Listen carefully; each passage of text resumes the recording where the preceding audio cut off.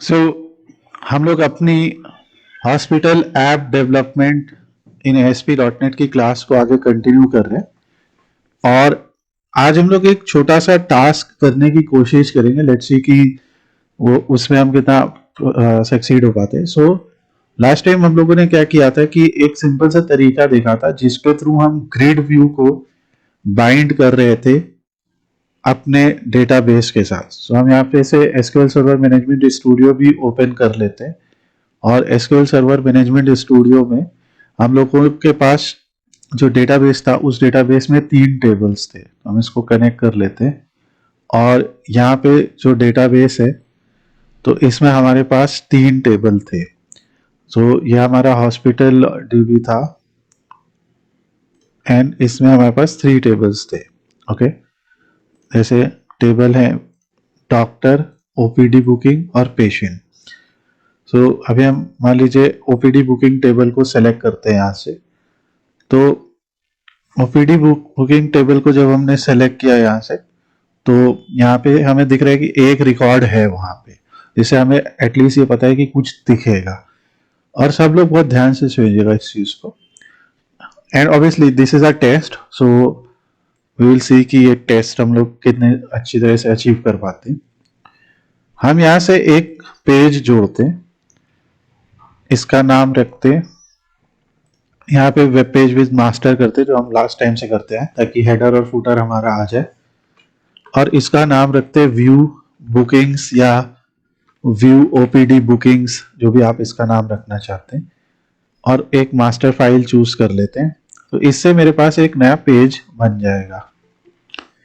अब आप लोगों को ये पेज बनाने के बाद अभी आपको सबको पता है कि ये एक ब्लैंक पेज बनता है। अगर हम इसको व्यू इन ब्राउजर करते हैं तो अभी इसमें कुछ भी नहीं दिखाई देगा। ओके, नाउ आज हम लोग थोड़ी सी पहले बात करते हैं कनेक्शन स्ट्रिंग्स के ऊपर। सो जब हम अपने वेब कॉन्फ़िग में जाते हैं तो वेब कॉन्फ़िग में एक टैग हमारे पास जुड़ जाता है। इस टैग का नाम है कनेक्शन स्ट्रिंग। सो हम यहाँ पे अपनी कनेक्शन स्ट्रिंग को पेस्ट करते हैं। ये जो कनेक्शन स्ट्रिंग हमने यहाँ पे पेस्ट की है, ऑब्वियसली इसका टैग है कनेक्शन स्ट्रिंग्स नाम से। यहाँ पे ऐड नाम का एक टैग है जिसमें नेम जो है वो हमारी कनेक्शन स्ट्रिंग का नाम है। ओके, और जो दूसरा आर्गुमेंट है वो है कनेक्शन स्ट्रिंग, जिसके अंदर हमारे कनेक्शन स्ट्रिंग की वैल्यू है। तो इस वैल्यू को जरा हम कॉपी करते हैं, ठीक है, और इस वैल्यू को हम यहाँ लेके आते हैं। अब देखिए यहाँ पे क्या हो रहा है, यहाँ पे हमारे पास कुछ पैरामीटर्स है। तो हम इस सेमी कोलन बेस्ड जो डेलीमीटर है उसको हम एक्सपेंड करते हैं। तो इस कनेक्शन स्ट्रिंग में 3 चीजें होती हैं, ठीक है। पहला होता है हमारा डेस्कटॉप SQL एक्सप्रेस, जो हमारे सर्वर का नाम है। दूसरा होता है इनिशियल कैटलॉग, यानी कौन सा डेटाबेस हम कनेक्ट कर रहे हैं यहाँ पे। और तीसरा होता है जो इंटीग्रेटेड सिक्योरिटी ट्रू करके हम बताते हैं। और इसमें एक इंपॉर्टेंट चीज होती है कि प्रोवाइडर नेम क्या है, ये अलग वैल्यू है। प्रोवाइडर नेम है यहाँ पे system.sql system.data.sql client, ठीक है। सो जब हम अपनी एप्लीकेशन को किसी पर्टिकुलर टाइप के डेटाबेस के साथ कनेक्ट करते तो हम उसके प्रोवाइडर का नाम यहाँ पे बताते हैं, ठीक है। अब यहाँ पे हमारे पास जैसे एक और ट्रेडिंग डीबी है, यहाँ पे आप देख रहे हो, यहाँ कनेक्शन स्ट्रिंग में हम लोगों ने सिर्फ लिख दिया PGANSI, ठीक है।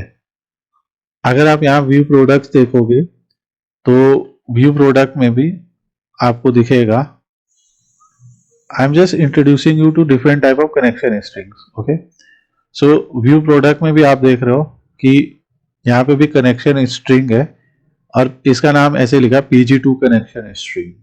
Okay, so the thing is, अगर हम व्यू प्रोडक्ट और CS देखें, यहाँ कुछ लिखा नहीं है, तब भी आपको, अगर मैं अभी व्यू प्रोडक्ट को दिखाऊंगा तो आपको वहां पे जो है डेटा दिखाई देगा, ठीक है। ग्रिड व्यू के अंदर जो है आपको डेटा दिखाई देगा, दिखाता हूं।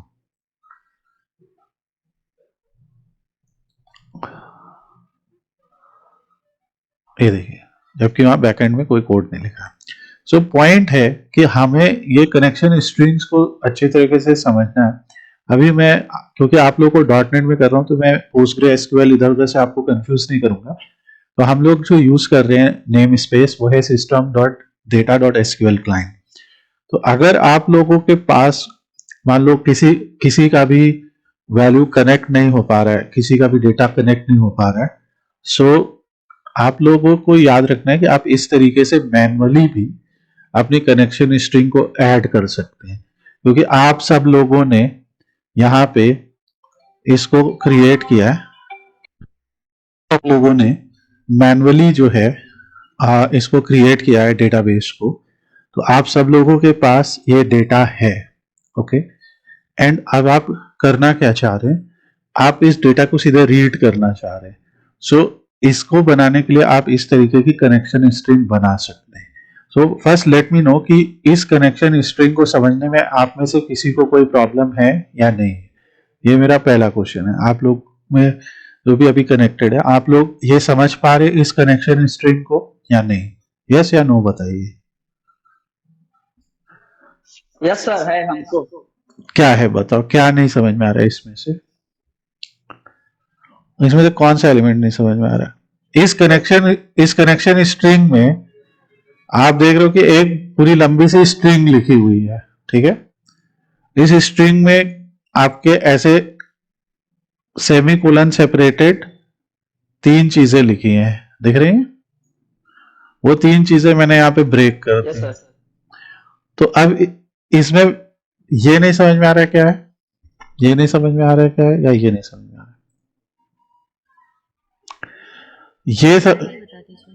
ये वो तो आपने जैसे इंटीग्रेटेड सिक्योरिटी, मतलब आपने जो लॉगिन किया था ना विंडोज बेस्ड ऑथेंटिकेशन के साथ, तो वो इन्होंने लिखा है। इसको आप इग्नोर भी कर सकते हैं। आपको इन 2 चीज से मतलब है कि हमारा सर्वर का एड्रेस क्या है और हमारा सर्वर कहाँ पे है।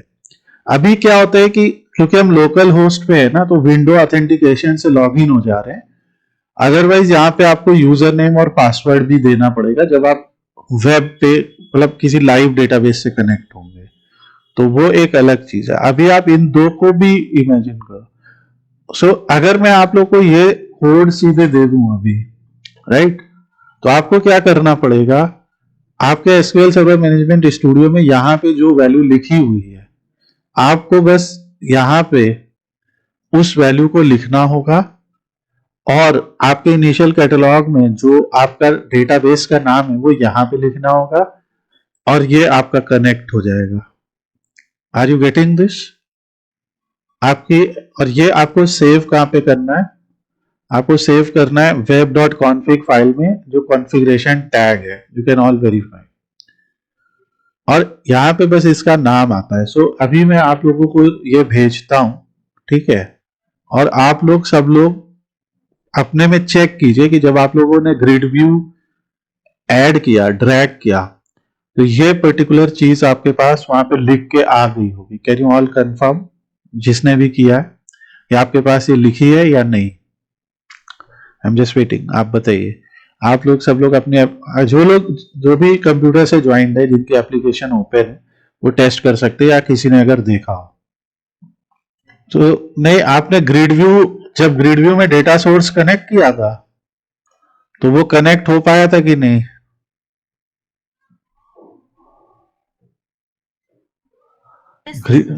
हो गया था ना ग्रिड व्यू में। जब आप देखो, अब देखो ये हम व्यू बुकिंग्स पे, ठीक है, व्यू बुकिंग्स में से अभी अगर यहाँ हमने जैसे यहाँ पे व्यू पेशेंट है, इसके जब हम डिजाइन पे जाते हैं और अपने ग्रिड व्यू को सेलेक्ट करते हैं, तो यहाँ पे देखिए दिखाता है ना कि डेटा सोर्स आपका, ठीक है, और उस डेटा सोर्स को आप कनेक्ट कर सकते हैं। मान लो अभी हम व्यू बुकिंग में यहाँ पे एक ग्रिड व्यू खींचेंगे तो आपको वहां पे डेटा सोर्स दिखाएगा। Let me show you. So हम यहाँ पे एक एप्लीकेशन को देख रहे हैं और मान लो हमें यहाँ पे, ठीक है, व्यू कस्टमर नाम का एक पेज बनाना है। ये बेसिकली हम इस डेटाबेस से दिखाएंगे, ठीक है।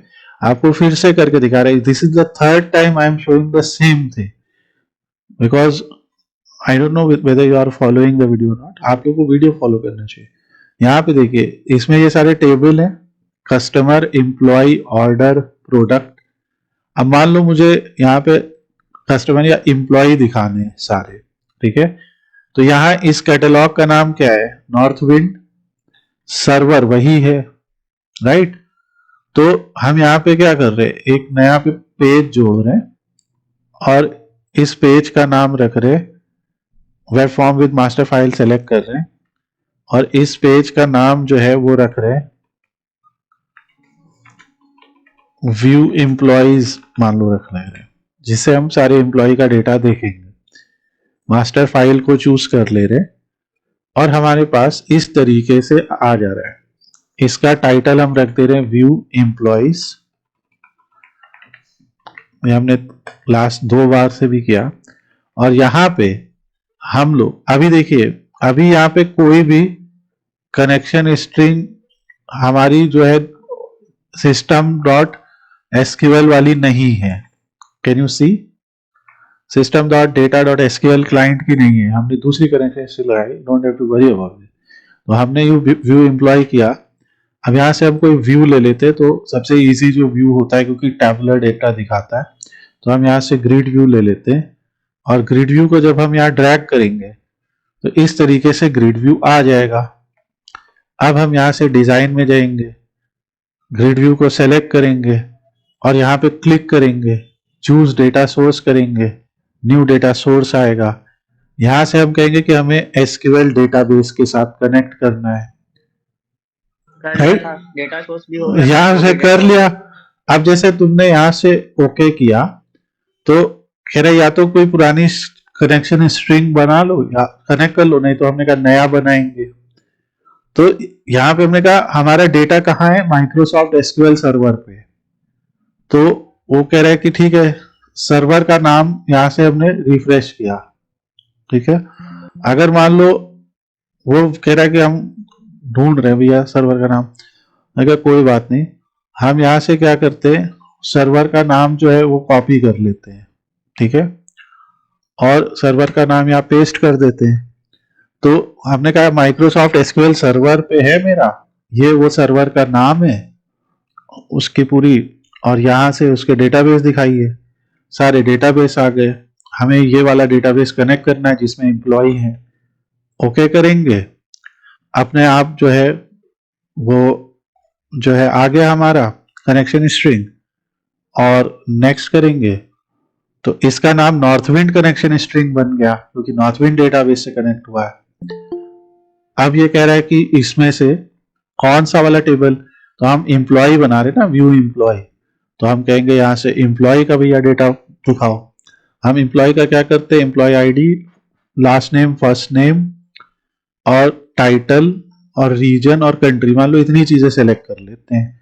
नेक्स्ट करेंगे, टेस्ट वेरी करेंगे तो 9 एम्प्लॉय का डेटा आ गया, फिनिश कर दिया।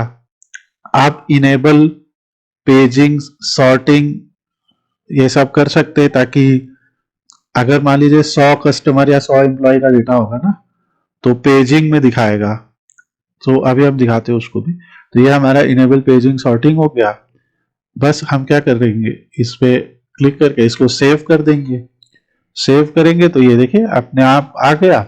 और आप देखिए वेब कॉन्फ़िग में जाएंगे तो ये देखिए ये कनेक्शन स्ट्रिंग जुड़ गई। इस कनेक्शन स्ट्रिंग को अगर हम एनालाइज करेंगे तो देखो क्या हुआ, यहाँ पे डेटा सोर्स तो वही रहा, ठीक है, बस इनिशियल कैटलॉग बदल गया। देखो इनिशियल कैटलॉग नॉर्थविंड हो गया। तो इसमें क्या ही अंतर है, खुद सोचो। इंटीग्रेटेड सिक्योरिटी भी वही लिखा हुआ है और डेटा सोर्स भी वही लिखा है, सिर्फ इनिशियल कैटलॉग बदल गया। तो आपको 2 चीजें पता कर लेनी है कि आपका ये वैल्यू क्या है आपके सर्वर का, वो तो आपको वहीं से दिख रहा है जहां से आप कनेक्ट कर रहे हैं। And everyone please use SQL server management studio for now. इसमें भी एक सर्वर एक्सप्लोरर होता है, बट यहाँ पे आप अलग रखेंगे ना तो आपके लिए बेहतर रहेगा अभी के लिए एज अ बिगिनर। और यहाँ इनिशियल कैटलॉग में आप डेटाबेस का नाम, अब देखो, अब अगर हम व्यू एम्प्लॉइज पे जाएंगे तो यहाँ से जब हम व्यू इन ब्राउजर करेंगे तो वो दिखने लगेगा, बहुत सिंपल है और ये इसका जो है सीधा केस होता है। तो ये हम लोगों ने सीखा कि इस तरीके से हमें कनेक्शन स्ट्रिंग ग्रिड व्यू से कनेक्ट करने पे पहली बार खुद ही आ जाती है, और मान लो नहीं भी आ रही है तो हम इसको यहां पे जोड़ लेंगे ऐसा। तो हम लोग अब अपनी हॉस्पिटल एप्लीकेशन पे चलते हैं। तो हॉस्पिटल ऐप में भी देखिए हम लोगों ने कनेक्शन स्ट्रिंग जोड़ ली है, ठीक है। अब हम यहां से ग्रिड व्यू को ड्रैग करते हैं। इस ग्रिड व्यू की आईडी क्या है? मान लो यहां पे 2 ग्रिड व्यू होते हैं, तो देख रहे हो एक की आईडी 1 है, एक की 2 है। इसको आप समझ पा रहे हो कि अगर हमारी एप्लीकेशन में 2 ग्रिड व्यूज हैं उस पेज के ऊपर, तो उनकी आईडी अलग अलग होगी। Are you getting this point और नॉट? बहुत सीधी सी बात है। मान लीजिए यहाँ पे 10 टेबल होते हैं, तो 10 की आईडी सेम नहीं हो सकती है। ID means identity, unique ID, so that is different for every view. Okay, अभी हम मान लो दूसरे को हटा देते हैं। अब आप सब लोग प्लीज रिस्पॉन्ड कीजिए, इसकी आईडी क्या है? क्या है इसकी ID? Grid view 1। Grid view 1, यानी इसकी पहचान है ना ये। समझ गए बात? आईडी मतलब क्या होता है? आइडेंटिटी। तुम्हारी भी आईडी होगी ना कोई, इसकी पहचान हो गई। और ये किस पेज पे है? व्यू बुकिंग पे। ओके, तो अगर हम इसके बैकएंड में जाते हैं, ठीक है, अब थोड़ा आज बैकएंड को समझते हैं। तो ये जो इसका C# पेज है, देखो ये ASPX पेज है, यहां डिजाइन होती है, ठीक है, यहां ये डिजाइन होती है। और ये ASPX.CS पेज है, यहां पे हम लोग C# लिखते हैं, ठीक है। तो C# क्या होता है? C# एक सर्वर साइड स्क्रिप्टिंग लैंग्वेज है, और मैंने आप लोग को इसका पूरा वीडियो के थ्रू समझाया था C# क्या है। तो C# के थ्रू आप क्या कर सकते हैं, जो हमारा SQL सर्वर है, इस SQL सर्वर से इस SQL सर्वर को रीड कर सकते हैं, इसके डेटा को। और ये जो हमारे ASP.NET के एलिमेंट्स है, ASP.NET के एलिमेंट कौन कौन से होते हैं? जैसे ग्रिड व्यू हो गया, ठीक है, लेबल हो गया। मान लो जैसे ये लेबल है, मैंने लेबल खींचा तो लेबल की आईडी आ गई। मैंने यहाँ पे टेक्स्ट बॉक्स खींचा, okay, so this is text box, text box की आईडी आ गई। तो ये जो ग्रिड व्यू है, ये जो लेबल है, ये जो टेक्स्ट बॉक्स है, सबकी आईडी दिख रही है आप लोग को? कैन यू सी? तो अगर हम इसको अभी देखते हैं, है ना, अभी इस पेज को देखते हैं, देखो तो हमने सिर्फ 3 चीज खींची है। एक लेबल है, एक टेक्स्ट बॉक्स है, और एक ग्रिड व्यू है, ठीक है। देखो एक लेबल आ गया, ग्रिड व्यू में तो अभी कोई डेटा है नहीं, और एक एम्प्टी टेक्स्ट बॉक्स आ गया। याद है ना जब हम लोग ने फॉर्म सीखा था, HTML फॉर्म, याद है? तो HTML फॉर्म में इनपुट टैग सीखा था, input type is equal to text. तो यहाँ पे वही बन गया है। ये देखो ये सब आ रहे, ये देखो ये input type is equal to text.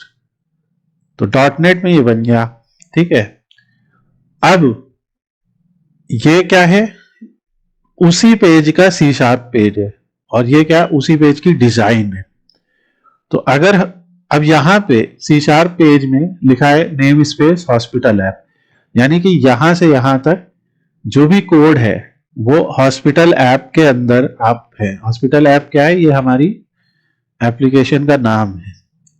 फिर ये कह रहे कि public partial class view bookings, यानी कि व्यू बुकिंग क्या है?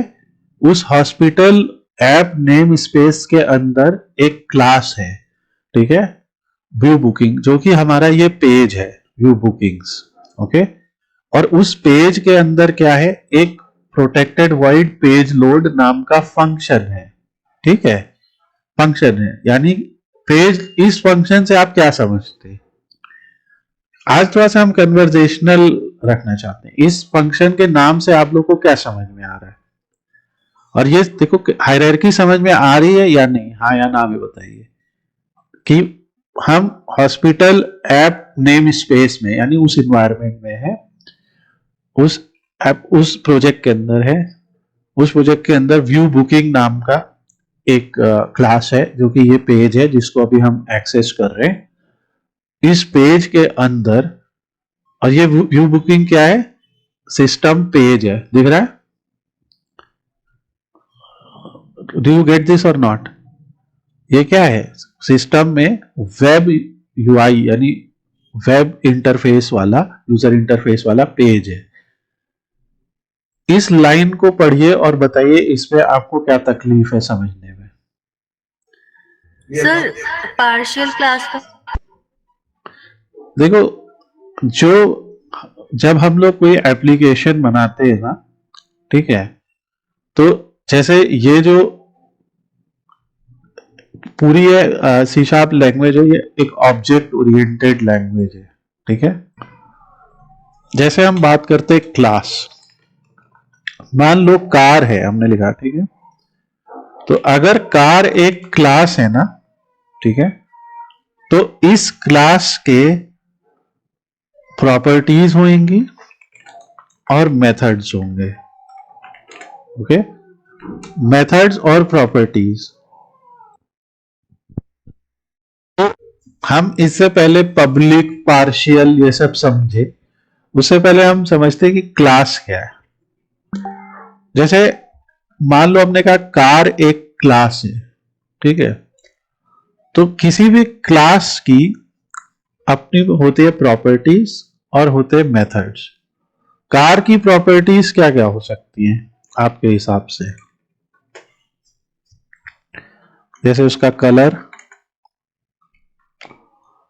उसका नाम, उसका ब्रांड, उसका प्राइस, उसका मान लीजिए माइलेज, ये सब उस कार की प्रॉपर्टीज होती हैं, राइट। तो कार एक क्लास है और उस क्लास की अपनी प्रॉपर्टीज हैं और उसके मेथड्स हैं। जैसे कार के मेथड क्या क्या हो सकते हैं, जैसे एक्सेलरेट, अगर हम एक्सेलरेट पैडल पे प्रेस करते हैं तो कार एक्सेलरेट होती है।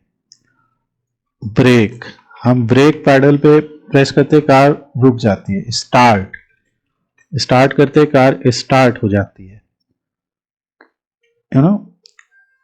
एंड डिफरेंट टाइप के और मेथड्स हो सकते हैं, ऐसा stereo on, wifi on, Bluetooth on, जो भी उसमें होता है। सो ये कार से रिलेटेड। अगर मान लो हम लोग ह्यूमन की बात करें, एक ह्यूमन, ह्यूमन भी एक क्लास है, हम आप सब ह्यूमन क्लास के ऑब्जेक्ट्स हैं। सो ह्यूमन की भी प्रॉपर्टीज होते हैं, जैसे ना, यू नो, जैसे आई कलर होता है, हेयर कलर होता है, हाइट होती है, वेट होता है, और मेथड्स भी होते हैं। जैसे हम लोग कई सारी एक्टिविटीज कर सकते हैं, फंक्शंस होते हैं, जैसे स्टडी एक फंक्शन है जो हम अभी कर रहे हैं, वॉक एक फंक्शन है जो हम कर सकते हैं, ईट एक फंक्शन है जो हम कर सकते हैं, एक्सेट्रा।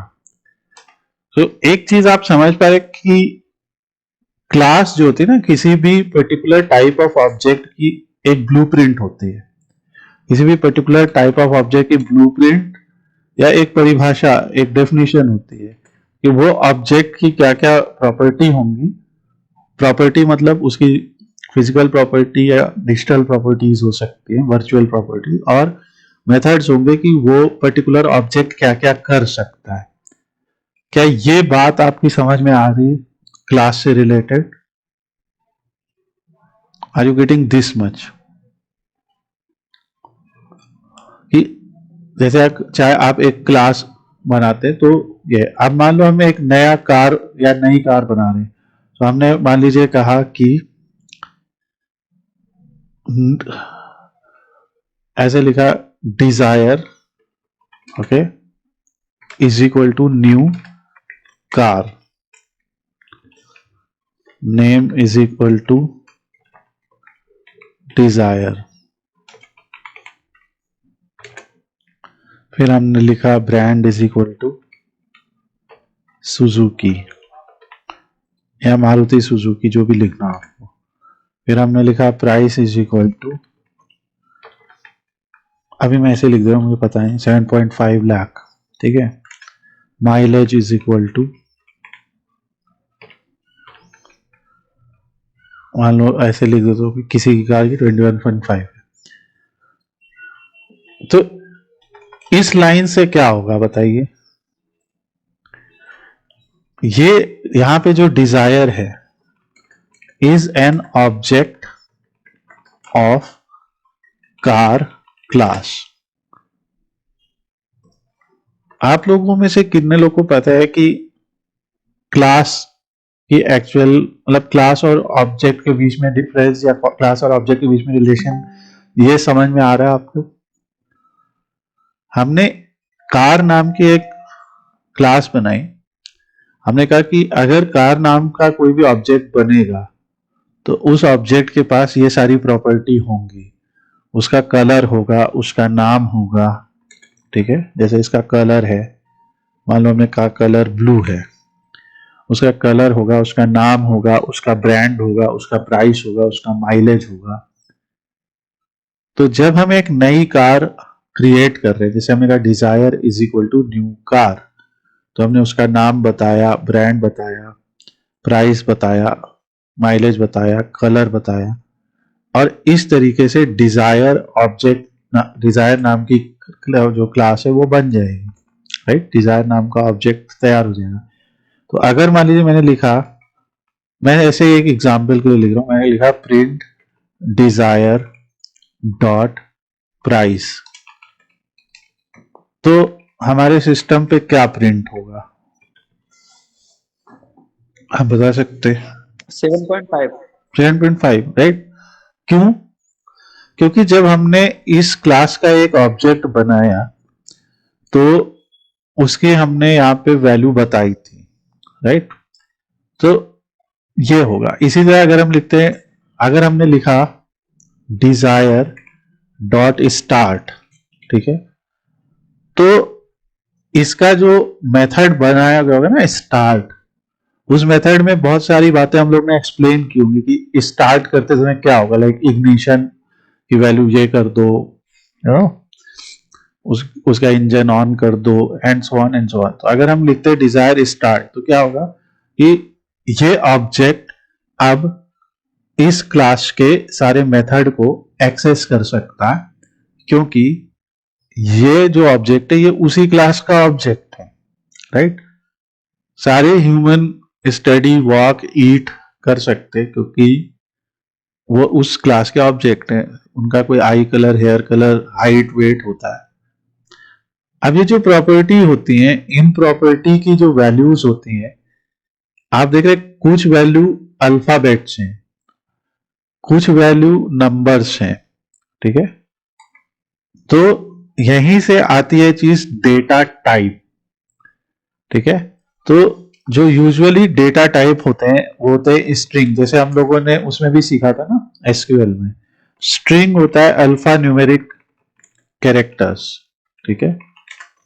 अल्फाबेट और नंबर्स का या उनका जो मिक्सचर होता है वो स्ट्रिंग है, जैसे आपका नाम, आपकी ईमेल, आपका पैन कार्ड का नंबर, सब कुछ स्ट्रिंग वैल्यू है। फिर होता है इंटीजर या होल नंबर्स, ओके, इनमें कोई डेसिमल पॉइंट नहीं होता है। फिर होता है फ्लोट या फिर डेसिमल या फिर डबल या फिर रियल, इस टाइप की वैल्यू जिसमें डेसिमल पॉइंट्स होते हैं, ठीक है। और इसी तरीके से होते हैं बुलियन वैल्यूज, ट्रू और फॉल्स होता है केवल, ठीक है। तो हम लोग एक पूरा सी शार्प के ऊपर चैप्टर करेंगे, आज हम लोग का एक रेगुलर डिस्कशन है। सो जैसे हमने यहाँ पे सी शार्प कॉर्नर से देखा था, सो अगर हम अपना यहाँ पे जाते तो हम लोगों ने क्या किया कि सी शार्प से रिलेटेड पूरा एक हम लोगों ने ट्यूटोरियल बना दिया। सो यहाँ पे हम लोगों ने सी शार्प से रिलेटेड पूरा ट्यूटोरियल बनाया जिसको हम सीखेंगे एक एक करके, जिसमें हम देख रहे हैं कि स्ट्रिंग, इंटीजर, डबल, बूलियन सब हम सीखेंगे। This will be obviously one of the chapters जहाँ पे आप सी शार्प सीखेंगे, एक प्रोग्राम कैसे लिखना है एंड ऑन। पर जो आपका सवाल है कि पब्लिक, प्राइवेट, प्रोटेक्टेड क्लास ये सब क्या होती है, वहां हम पहुंचेंगे, मगर वहां पहुंचने से पहले हमें बेसिक चीजें पहले समझनी पड़ेंगी। पर आज क्योंकि हम लोग का जो गोल है, वो गोल ये है कि हम किसी तरह इसको कनेक्ट कर सके, तो आप यहाँ पे ये समझ लीजिए कि जो हमारे पेज का नाम होता है वो पब्लिक पार्शियल क्लास होता है। ठीक है, पेज का नाम पब्लिक पार्शियल क्लास है क्योंकि अब ये क्लास है, यानी कि ये जो पेज हमने बनाया ना, व्यू बुकिंग, ये पेज ये उसका नाम यहाँ पे दे रहा है पब्लिक पार्शियल क्लास। का जो मतलब होता है कि पार्शियल क्लास एक यूनिक फीचर है सी शार्प का। ठीक है, पार्शियल क्लास, क्लास आपने थोड़ा सा समझा, ऑल्दो पूरा नहीं क्लियर हुआ होगा, पर आपने क्लास समझा कि क्लास एक तरीके का ब्लूप्रिंट है, जिस ब्लूप्रिंट के अंदर हम लोग प्रॉपर्टीज और मेथड्स को डिफाइन करते हैं। तो ये पेज लोड एक तरीके का मेथड है। ठीक है, तो क्लास आपने थोड़ा सा समझा। पार्शियल का मतलब ये होता है कि पार्शियल क्लास एक यूनिक फीचर है सी शार्प का। तो ये क्या कर सकता है कि it can break the functionality of a single class into many files. Okay, क्या हो सकता है? अभी आपको सिंपल इतना याद रखना है कि it can break the functionality of a single class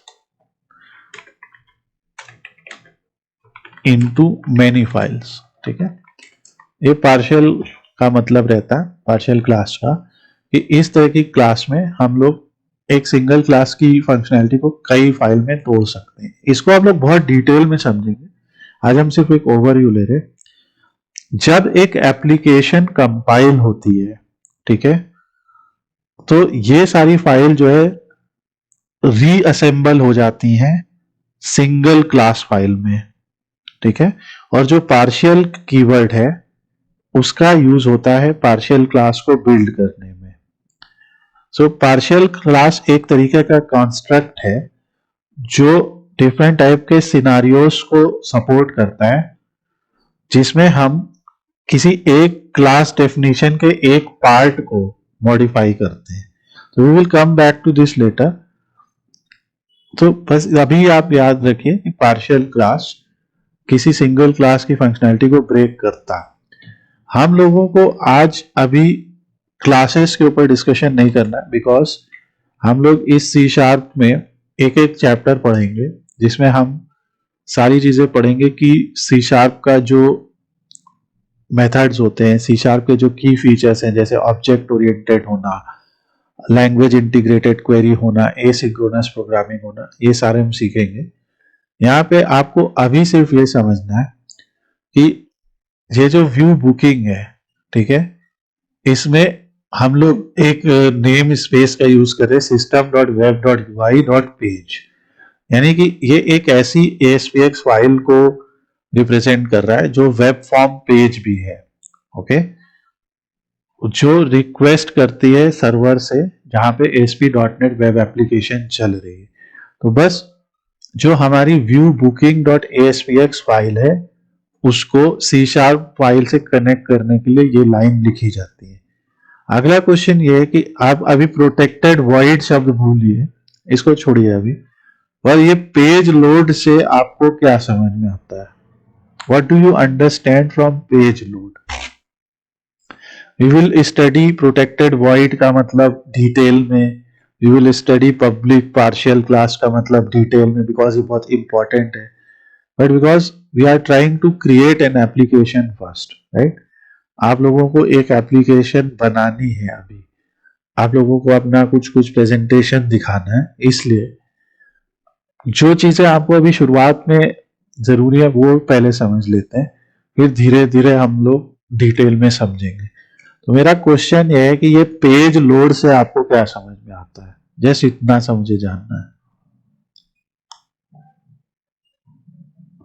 गलत सही कुछ भी बताइए। पेज लोड से आपका क्या मतलब है यहाँ पे? Can you tell?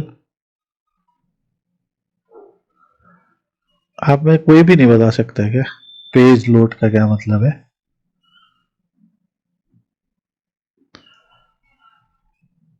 Please speak up about page load, anyone, to load the page. Okay, मैं बार बार उसमें देख नहीं पाऊंगा, आप लोग बोल भी सकते हैं, कोई इशू नहीं है। सीधा मतलब है ना, to load the page. Okay, अब पेज को लोड करना है। सो पेज को लोड करने के लिए हम क्या कर रहे हैं, तो बेसिकली यहां जो भी हम लिखेंगे, whatever we will write here, okay, वो क्या होगा, पेज के लोड होने पे आएगा।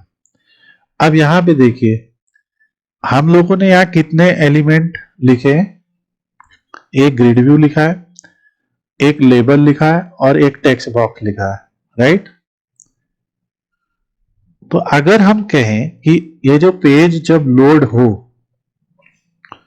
तो ये जो टेक्स्ट बॉक्स है हमारा, इसमें कोई वैल्यू भर दी जाए, तो हम अगर अब उस पेज लोड को हम सीधे यहां से एक्सेस कर सकते हैं उस एलिमेंट, तो उसकी आईडी हमने कॉपी कर ली। अब इनपुट टाइप टेक्स्ट में हम क्या भरते हैं? इनपुट टाइप टेक्स्ट में क्या भरते हैं? टेक्स्ट ही तो भरते हैं। तो अगर मैंने यहां पे लिखा कि टेक्स्ट बॉक्स वन डॉट, तो अब देखो जैसे ही मैंने डॉट लिखा ना, तो टेक्स्ट बॉक्स वन जो है उसकी सारी यहां पे प्रॉपर्टी आने लग गई। ठीक है, यहां पे आपको दिखेगा। ठीक है, जैसे init, page, render, etcetera etcetera. हमें जिससे अभी मतलब है वो है टेक्स्ट। ओके, सो हमने कहा कि टेक्स्ट बॉक्स वन का जो टेक्स्ट है वो एक वैल्यू रख दो, हेलो। ठीक है, हेलो, और सेव कर दो। इस तरीके से हमने कहा कि ये जो हमारी हॉस्पिटल ऐप है, इसके अंदर जो व्यू बुकिंग नाम का पेज है, उस पेज का जब लोड फंक्शन कॉल होगा, यानी वो जो पेज जब लोड होगा, तो उसमें एक टेक्स्ट बॉक्स वन नाम का टेक्स्ट बॉक्स है। उस टेक्स्ट बॉक्स वन में हेलो नाम की वैल्यू को रख दो। अब आप लोगों को एक चीज याद रखनी है, जब कभी भी हम लोग यहाँ पे स्ट्रिंग वैल्यू लिखेंगे तो उनको डबल कोट्स के अंदर लिखेंगे। ठीक है, इंटीजर को आप नो कोट्स, इसमें कोई कोट्स की जरूरत नहीं है। फ्लोट, डबल, रियल के लिए भी आपको कोई कोट्स की जरूरत नहीं है। इनसाइड कोट्स अगर हम कुछ भी लिखते हैं तो वो स्ट्रिंग वैल्यू होती है। ठीक है, तो जैसे हम यहाँ पे लिखेंगे text box one dot text is equal to hello, आप देखिएगा क्या होगा। हम इस एप्लीकेशन को रन कर देते हैं। सो जब ये पेज लोड होगा तो उस टेक्स्ट बॉक्स में हेलो भर के आना चाहिए, बेसिकली ये है। ये देखिए, ओके, क्यों आया? क्योंकि हमने कहा कि पेज लोड होते हैं। तो इससे आपको एक चीज समझ में आई कि जो ये हमारा पीछे यानी बैकएंड पे जो कोड बिहाइंड, यानी कि जो सी शार्प पेज है, ये जो हमारे एसपीएक्स पेज पे एलिमेंट्स हैं, उन एलिमेंट्स की प्रॉपर्टीज को कंट्रोल कर सकता है। ठीक है, यहाँ पे लेबल वन लिखा है, हमने कहा अच्छा जब लेबल वन लोड होगा, यानी पेज लोड हुआ, तो लेबल वन का टेक्स्ट कर दो। अभी ये पेज व्यू बुकिंग है तो व्यू बुकिंग्स, और ये स्ट्रिंग पूरा HTML भी सपोर्ट करती है, तो हमने कहा H2 टैग के अंदर हमने लिख दिया कि व्यू बुकिंग्स। अब हम फिर रन करेंगे, जब भी आप सी शार्प पेज में कोई बदलाव करेंगे आपको रन करके दोबारा टेस्ट करना पड़ेगा। ये देखिए H2 में लिख के आ गया व्यू बुकिंग्स और टेक्स्ट में लिख के आ गया हेलो। तो मैं अभी आप लोगों से फिर पूछ रहा हूं, बाकी सब भूल जाते हैं, हम ये सब सीखेंगे क्या होता है। सिर्फ पेज लोड पे हमने ये दो जो चीजें की हैं, क्या आप ये समझ पा रहे या नहीं? Because this is very important. Are you able to understand this और नॉट?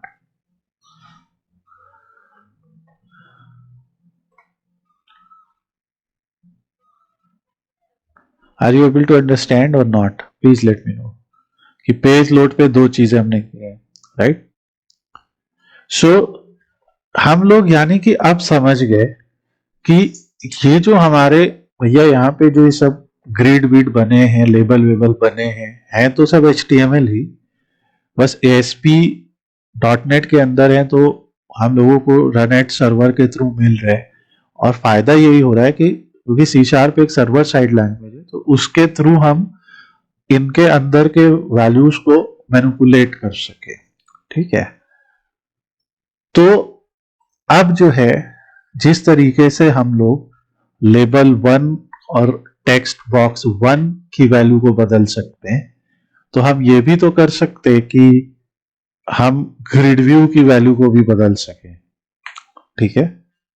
तो यहां पे अभी तक हम ये करते थे कि हम ग्रिड व्यू पे जाते थे और यहां से डेटा सोर्स सेलेक्ट करते थे और उसमें वैल्यू दिखाते थे। पर हम लोग आज ट्राई करते कि हम यहीं से अपने से डेटा सोर्स को डिफाइन करें और उस डेटा सोर्स से वैल्यू को कनेक्ट करें। तो इसके लिए मैंने यहाँ पे कुछ चीजें करके रखी है।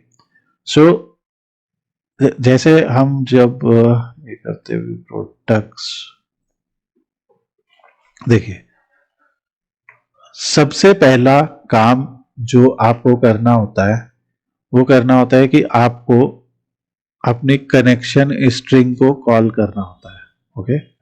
अब देखिए हम लोग के पास यहाँ पे कोड है, तो हम ये अपनी हॉस्पिटल ऐप में आ जाते हैं, ठीक है। सबसे पहला हम लोगों को यहाँ पे क्या करना है कि अपनी कनेक्शन स्ट्रिंग को सबसे पहले कॉल करना है, okay. Please remember the step, आप लिख भी सकते हैं। तो अभी मैं डॉक्टर पेज को भी बंद कर देता हूँ। हम लोग एक एक स्टेप फॉलो कर रहे हैं ताकि अभी आपका एटलीस्ट प्रोजेक्ट थोड़ा सा आगे बढ़े। तो यहाँ पे सबसे पहले हमने यहाँ पे लिखा है कि स्ट्रिंग कनेक्शन स्ट्रिंग जो है वो हमारा ये। अब देखो ये कनेक्शन स्ट्रिंग ऐसे बनती है कि सर्वर में आपके सर्वर का नाम क्या है, डेटाबेस में आपके डेटाबेस का नाम क्या है, यूजर आईडी क्या है, पासवर्ड क्या है। ये कोड भी मैं दूंगा, तो चाहे तो आप उस तरीके से कर सकते हैं। तो एक तरीका आप ये कर सकते हैं कि क्योंकि यहाँ पे कनेक्शन स्ट्रिंग आपकी ऑलरेडी यूज हुई है, तो यहाँ पे आप सीधे उस कनेक्शन स्ट्रिंग का नाम यूज कर सकते हैं, राइट। सो हॉस्पिटल डीबी, और या फिर आप क्या कर सकते हैं कि जो आपकी यहाँ पे कनेक्शन स्ट्रिंग बनी हुई है इसको भी आप यूज कर सकते हैं। तो हम अभी सिंप्लिसिटी के लिए उस कनेक्शन स्ट्रिंग को यहाँ पे सिंपली कॉपी कर देते हैं। तो आपको बस करना क्या है कि अपना जो डेटा सोर्स और सब कुछ आपकी जो इंफॉर्मेशन लिखी हुई है वो यहाँ पे आपको लिख देनी है। स्टेप 1 है कि यूज योर कनेक्शन स्ट्रिंग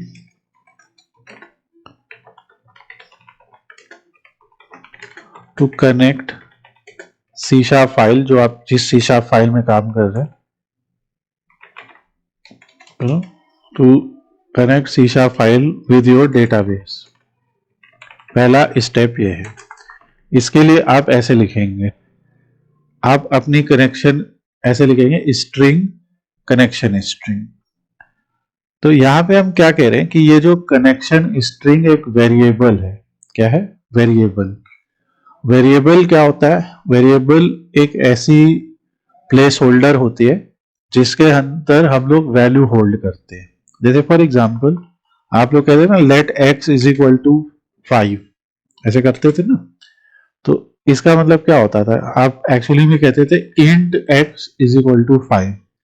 आप कहते थे कि ये जो x नाम का वेरिएबल है इसमें एक इंटीजर वैल्यू ही आ सकती है, और यहाँ पे ऐसे लिख दिया 5, तो यानी कि इस x नाम के वेरिएबल में इंटीजर वैल्यू 5 असाइन हो गई। ये 1 इक्वल टू साइन जो होता है ये असाइनमेंट ऑपरेटर होता है। Okay, assignment operator. इस असाइनमेंट ऑपरेटर का मतलब होता है कि आप इस x नाम के वेरिएबल में जो इंटीजर प्रकार का है 5 वैल्यू, जो 5 इंटीजर वैल्यू है उसे असाइन कर रहे हैं। ये लाइन आप लोग को समझ में आ रही? यस या नो?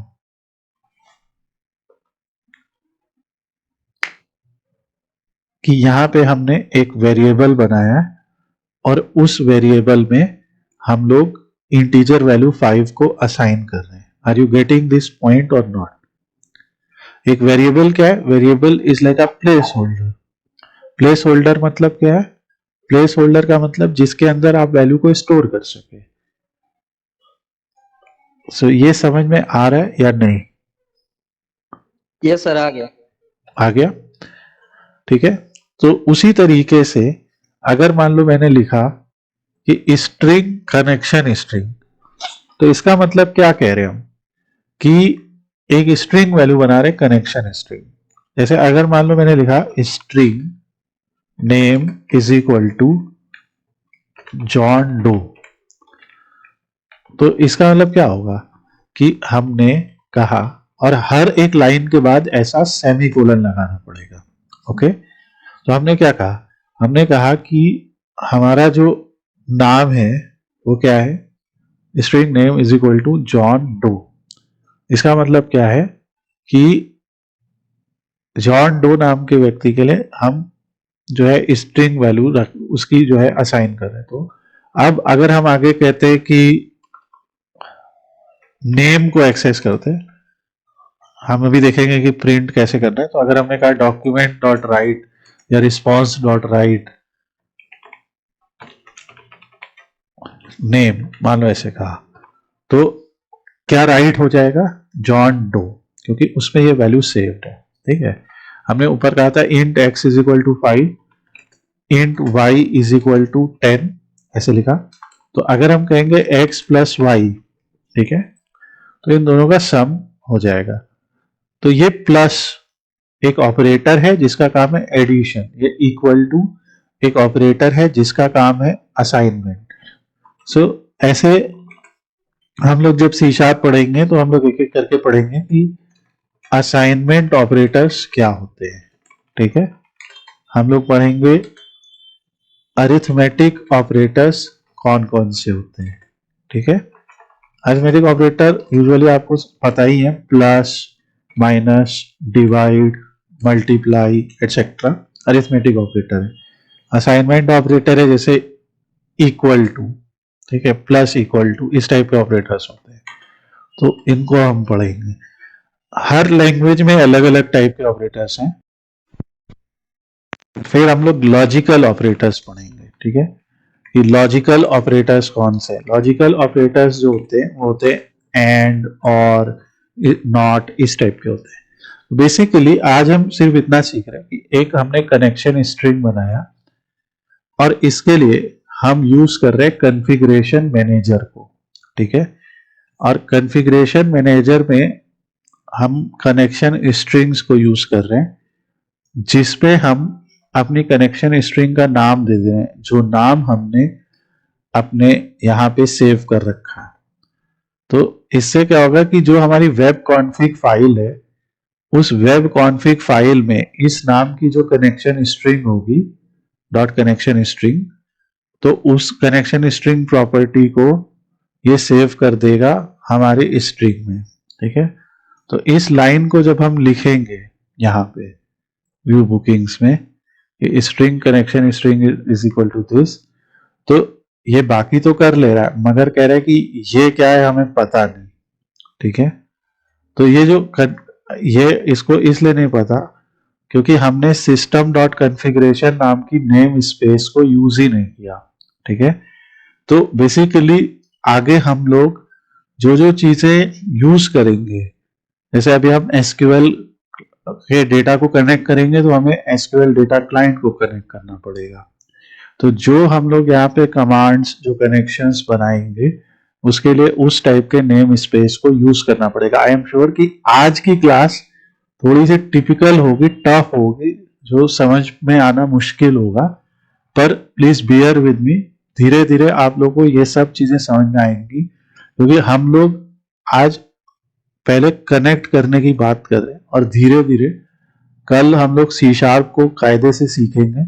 जब आपको सी शार्प सीख जाएंगे बेसिक लेवल पे, तब आपको ये सब चीजें समझ में आने लगेंगी.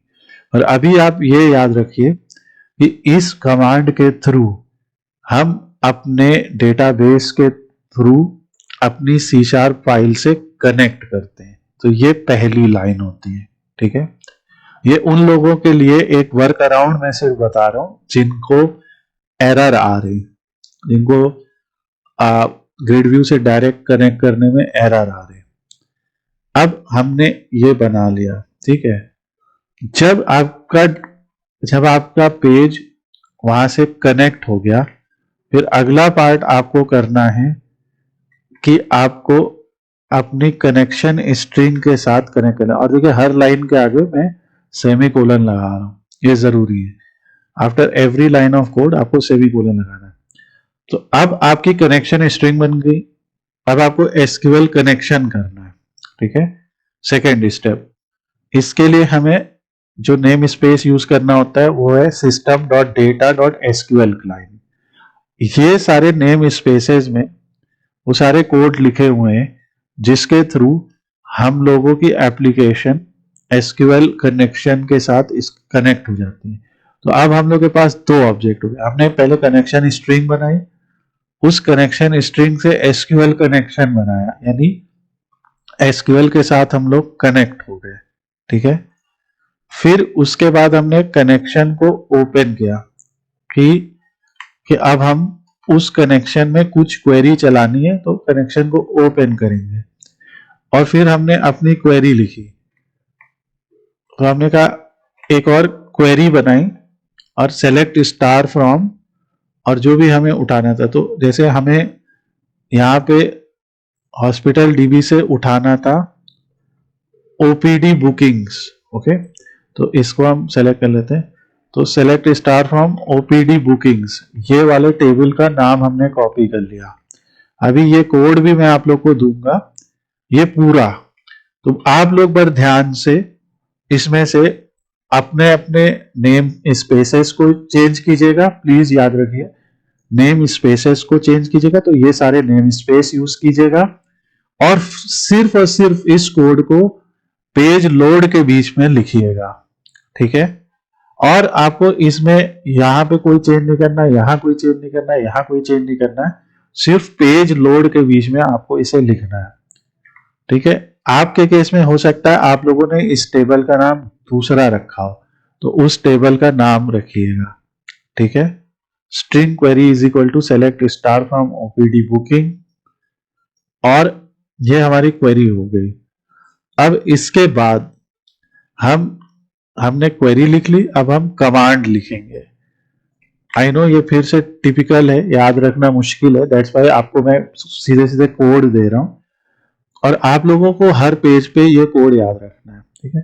तो अब आपने एसक्यूएल कमांड बनाई कि हमारी न्यू एसक्यूएल कमांड है, जैसे मैंने बताया था नया ऑब्जेक्ट बनाते हैं। और ये जो एसक्यूएल कमांड ऑब्जेक्ट बनाते हैं तो उसको बताना पड़ता है कि क्वेरी क्या है, क्या क्वेरी रन करें और कहां रन करें, किस कनेक्शन में रन करें। और कनेक्शन को पता है कि ये कनेक्शन स्ट्रिंग है। सो मे बी कि ये सारा एक दिन में नहीं समझ में आ जाए, बट मोटे मोटे तौर पे आपको समझ में आ रहा होगा कि हमने डेटाबेस से पहले कनेक्ट किया, फिर उस कनेक्ट करने के बाद हमने क्वेरी लिखी जो एसक्यूएल क्वेरी है, और उस एसक्यूएल क्वेरी को हम रन कर रहे हैं, ठीक है। रन करने के बाद हम फिर एक डेटा एडाप्टर बनाते हैं। ये डेटा एडाप्टर क्या करता है कि उस कमांड को रन करने के बाद जो वैल्यू आ रही है, उस कमांड को रन करने के बाद जो वैल्यू आ रही है, उस वैल्यू को ये एडाप्टर सेव कर लेगा। तो अब फिर हमने यहां से एक डेटा टेबल बनाया, क्योंकि हमें ग्रिड व्यू में इस डेटा को दिखाना है। अब डेटा टेबल भी ये रिकॉग्नाइज नहीं कर पा रहा है, तो हमें एक नेम स्पेस यूज करना पड़ेगा, system.data। ये नेम स्पेस यूज किया और हमने कहा कि इस एडाप्टर में वो डेटा टेबल भर दो, यानी पूरी जो टेबल वहां से आपने पढ़ी वो यहाँ पे भर दो। और इसको भरने के बाद हमने कहा कि जो हमारा ग्रिड व्यू 1 है, ग्रिड व्यू 1 का जो डेटा सोर्स है वो डेटा टेबल कर दो। तो वो लोग जिनको उस तरीके से कनेक्ट करने में दिक्कत हो रही है, वो लोग ये मेथड यूज कर सकते हैं, ठीक है। यहाँ पे वेब कॉन्फ़िग में आप बस अपने सर्वर का नाम लिखिएगा। तो I will send you this code और यहाँ gridview.data बाइंड कर देंगे। gridview.data बाइंड का मतलब है कि gridview1 हमारी एप्लीकेशन में जो ये gridview1 नाम का एलिमेंट है उसमें ये ओपीडी बुकिंग का डेटा भर दो। ठीक है, अगर सब कुछ सही है तो इस पेज पे अब हम लोगों को ओपीडी बुकिंग का डेटा दिखना चाहिए, अदरवाइज एरर आना चाहिए बढ़िया सा। लेट्स सी, ये देखिए जो gridview1 का डेटा था वो आ गया। सिद्रा, आपसे एक क्वेश्चन है, प्लीज रिस्पॉन्ड। आई नो कि प्रॉपरली शायद आपको ये पूरा नहीं समझ में आया, but is this a work around for you और नॉट? सो आज आप इसको ट्राई करेंगे ना? ओके, सो जिन लोग का भी उस तरह से नहीं चला तो आपको करना क्या है आप लोगों के लिए, तो यहाँ पे ये कोड तो पूरा मैंने दे ही दिया आपको। तो आप लोगों को करना क्या है, सबसे पहले आपको अपनी जो कनेक्शन स्ट्रिंग है वहां पे आपको अपना सर्वर का नाम वगैरह लिख लेना है। ठीक है, वो आपके वेब कॉन्फ़िग फाइल में रहेगा। तो मैं अभी आप लोगों को सबको भेज दे रहा हूँ।